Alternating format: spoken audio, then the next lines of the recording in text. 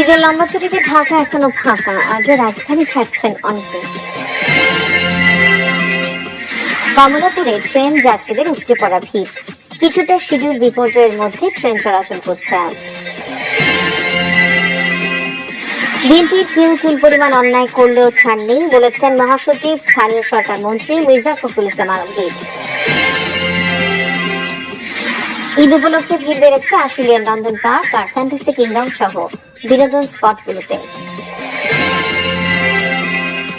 চট্টগ্রামের রাঙ্গুনিয়ায় দুর্বৃত্তের গুলিতে স্থানীয় বিএনপি নেতা ও তার মা গুলিবিদ্ধ, হাসপাতালে চিকিৎসাধীন। যুদ্ধ অবস্থার মধ্যেও 23 দিনে চট্টগ্রাম বন্দরে নোঙর করেছে এলএনজি, এলপিজি ও গ্যাস অয়েল সহ বিভিন্ন জ্বালানি বোঝাই 25টি জাহাজ। মধ্যপ্রাচ্যে যুদ্ধ অবস্থার মধ্যেও চট্টগ্রাম বিমানবন্দরে রোববার 12টি আন্তর্জাতিক ফ্লাইট চলাচল করেছে। ট্রাম্পের আলটিমেটামের জবাবে হরমুজ পুরোপুরি বন্ধের হুমকি ইরানের। ইরান যুদ্ধের প্রভাব ও পরিস্থিতি মোকাবেলায় জরুরি বৈঠক ডেকেছেন ব্রিটিশ প্রধানমন্ত্রী কিয়ার স্টারমার। 4 মৌসুম পর লিগ কাপ ম্যান সিটির নিকো ও রেইলি জোড়া গোলে আর্সেনালের বিপক্ষে ফাইনাল জয়।